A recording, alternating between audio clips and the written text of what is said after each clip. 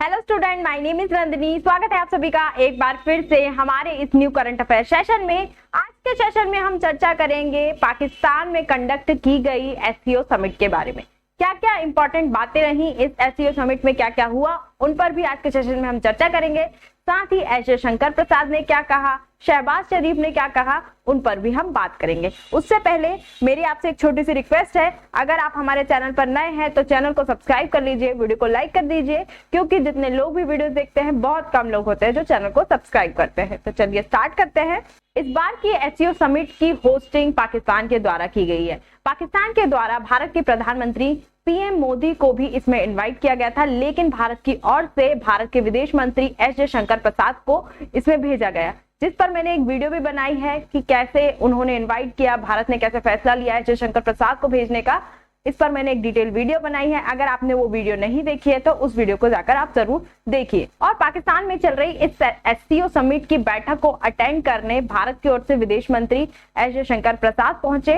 SCO summit से ज्यादा पाकिस्तान में एस जयशंकर की मौजूदगी की चर्चा है। उनकी एंट्री की एक वीडियो भी बहुत ज्यादा वायरल हो रही है, जिसमें एस जयशंकर प्रसाद प्लेन से उतरकर नीचे आते हैं और बड़े ही स्वैग से वो काला चश्मा पहनकर एंट्री करते हैं और पाकिस्तान की यात्रा स्टार्ट करते हैं। ये जो उनकी एंट्री है पूरे स्वैग के साथ बहुत ज्यादा वायरल है इनकी वीडियो, और फुल ऑफ एटीट्यूड के साथ इन्होंने पाकिस्तान में एंट्री की। एयरपोर्ट पर पाकिस्तान के ऑफिसर्स के द्वारा एस जयशंकर प्रसाद को रिसीव किया गया, उनका वेलकम किया गया। उसके बाद जो एस जयशंकर प्रसाद हैं शहबाज शरीफ से मिलने निकल गए। शहबाज शरीफ की सरकार ने एक डिनर ऑर्गेनाइज किया गया था। ये एक इनफॉर्मल डिनर था जो कि उन सभी प्रतिनिधियों के लिए ऑर्गेनाइज किया गया था पाकिस्तानी सरकार के द्वारा जो एससीओ समिट में हिस्सा लेने आ रहे थे। तो इस डिनर में भारत के जो एस जयशंकर प्रसाद हैं विदेश मंत्री, वो भी हिस्सा लेने पहुंचे। वहां पर जाकर उन्होंने जो शहबाज शरीफ हैं उनसे हैंडशेक भी किया। ये हैंडशेक की जो तस्वीर है ये भी बहुत ज्यादा वायरल हो रही है, क्योंकि ये जो विजिट है भारत के विदेश मंत्री की बहुत ज्यादा हिस्टोरिकल विजिट मानी जा रही है। पहली बार 9 साल में पहली बार है कि जब भारत का विदेश मंत्री पाकिस्तान की ऑफिशियल यात्रा पे गए हुए हैं। इस लास्ट टाइम सुषमा स्वराज जी जब विदेश मंत्री थी तब वो पाकिस्तान की यात्रा पर गई थी, उसके बाद कोई नहीं गया था। तो अब फाइनली 9 साल बाद भारत के विदेश मंत्री ने पाकिस्तान की यात्रा की। जब से ये न्यूज आई थी कि एस जयशंकर प्रसाद भारत की ओर से एससीओ समिट को अटेंड करने जाएंगे, तो सभी के मन में ये बहुत ज्यादा क्यूरियोसिटी थी कि वहां जाकर एस जयशंकर प्रसाद जी क्या बोलेंगे और पाकिस्तान के द्वारा कौन से मुद्दे उठाए जाएंगे। और जब पाकिस्तान कोई मुद्दा उठाएगा, चाहे वो कश्मीर का हो या किसी भी प्रकार का मुद्दा हो, उस पर भारत की कैसी प्रतिक्रिया रहेगी, क्योंकि जो हमारे एस जयशंकर प्रसाद है वो रोस्ट करने के लिए बहुत ज्यादा प्रसिद्ध है। वो किसी भी सवाल का जवाब इतने अच्छे वे में देते हैं कि सामने वाला चुप हो जाता है। तो इसी को लेकर बहुत ज्यादा क्यूरियोसिटी थी सभी के मन में। और एस जयशंकर प्रसाद ने चाइना और पाकिस्तान का नाम लिए बिना ही इनको अच्छी सुनाई, खरी खोटी सुनाई, इनको रोस्ट कर दिया। कैसे कर दिया?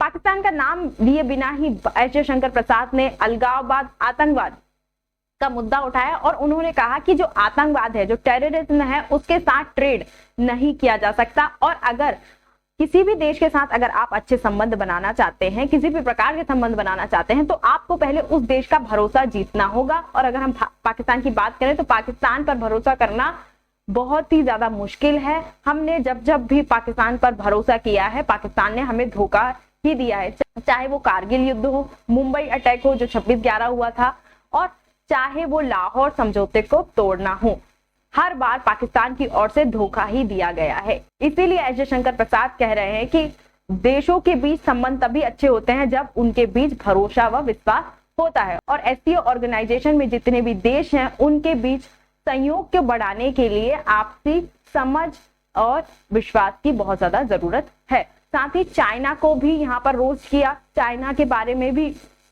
चाइना को भी कड़ा संदेश दिया पाकिस्तान से एस जयशंकर प्रसाद ने। उन्होंने डायरेक्टली चाइना का तो नाम नहीं लिया, पर उन्होंने कहा है कि एससीओ समिट के जो भी सदस्य हैं उनके बीच सहयोग को बढ़ाने के लिए जो भी देश हैं उनकी एकता, अखंडता, संप्रभुता, उनकी समानता, इन सभी चीजों को मान्यता देनी होगी। चाइना की अगर हम बात करें तो वो दूसरे देशों की संप्रभुता में दखल देता आया है। दूसरे देशों के जो क्षेत्र होते हैं, कुछ क्षेत्र होते हैं, उन पर अपना दावा करता आया है। हमारे भी अरुणाचल प्रदेश पर जो चाइना है वो दावा करता है, ताइवान पर दावा करता है, बहुत सारी ऐसी जगहें हैं जो चाइना ने ऑक्यूपाइड कर रखी हैं। तथा इसीलिए एस जयशंकर प्रसाद ने ऐसा कहा कि दूसरे देशों की संप्रभुताओं का हमें सम्मान करना होगा, उनकी संप्रभुताओं को हमें मान्यता देनी होगी। तो एस जयशंकर प्रसाद ने ये सारी बातें कही। लेकिन अगर हम शहबाज शरीफ की बात करें तो शहबाज शरीफ के जो बयान है या फिर जो भी स्पीच है उसको लेकर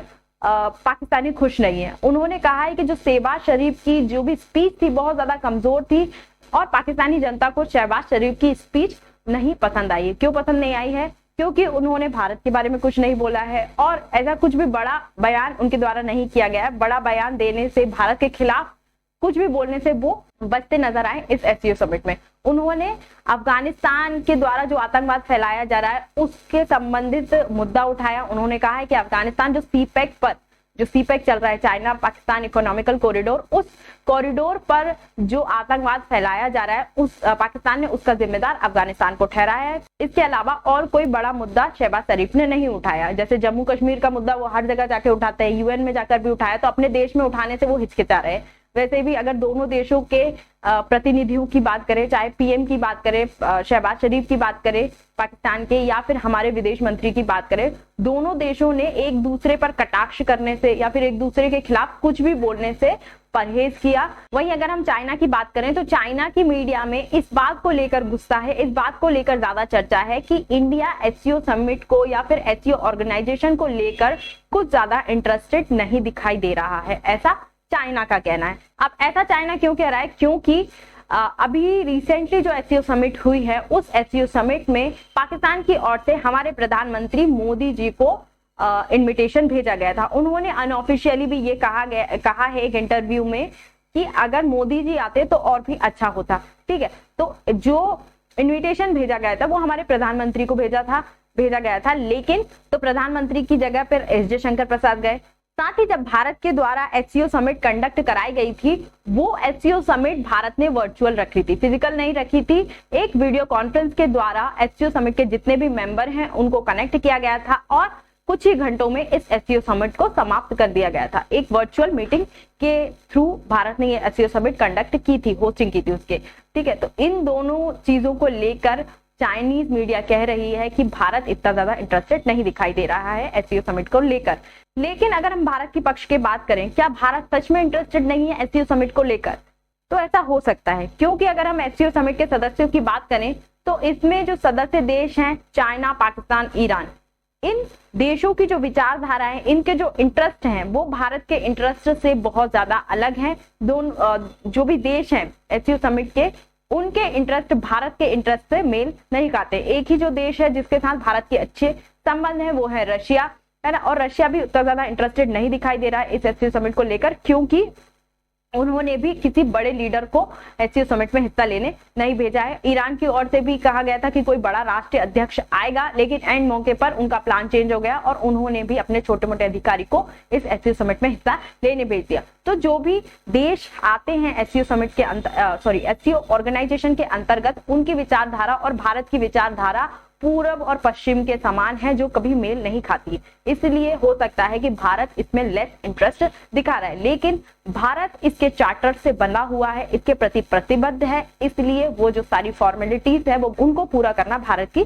जिम्मेदारी है। और अगर हम ओवरऑल समिट की बात करें, ओवरऑल एससीओ समिट की बात करें, तो इसका कुछ इंपॉर्टेंट आउटपुट दिखता यहाँ पर नजर नहीं आ रहा है। और भी जो अलग अलग देश थे, इसमें लगभग 10 देश आते हैं, रिसेंटली ईरान ने भी इसे ज्वाइन किया है। उन देशों में से अगर हम बात करें कि कौन कौन से जाने माने या फिर एक सशक्त लीडर इसमें देखने को मिले, तो भारत के जो एस जयशंकर प्रसाद हैं वो, और चाइना के प्रधानमंत्री वांग शिया, है ना, ये दोनों ही बड़े लीडर एससीओ समिट में देखने को मिले। बाकी देशों ने अपने छोटे मोटे अधिकारी इस एससीओ समिट में भेजे। और अगर हम किसी समझौते या संधि की बात करें या किसी बड़ी पहल की बात करें, तो इस समिट में किसी भी प्रकार की ऐसी बड़ी पहल नहीं की गई है। इस वजह से इस एससीओ समिट का कोई भी आउटपुट नजर नहीं आ रहा है और ये सक्सेसफुल होती नहीं दिख रही है, क्योंकि जो भी देश इसके सदस्य हैं वो फॉर्मेलिटी के लिए इसमें हिस्सा लेने पहुंचे थे और एक फॉर्मेलिटी की तरह ही होस्टिंग पाकिस्तान के द्वारा इस समिट की की गई। ठीक है, तो ये था आज का सेशन। आई होप आपको ये वीडियो अच्छी लगी होगी। वीडियो अच्छी लगी है तो चैनल को सब्सक्राइब कर लीजिए, वीडियो को लाइक कर दीजिए और अधिक जानकारी के लिए आप हमारे टेलीग्राम ग्रुप या व्हाट्सएप ग्रुप से जुड़ सकते हैं। मैंने और भी बहुत अच्छे अच्छे टॉपिक्स पर वीडियो बनाकर रखी है, अगर आपने वो वीडियो नहीं देखी है तो उन वीडियो को भी जाकर आप देख सकते हैं। Thank you.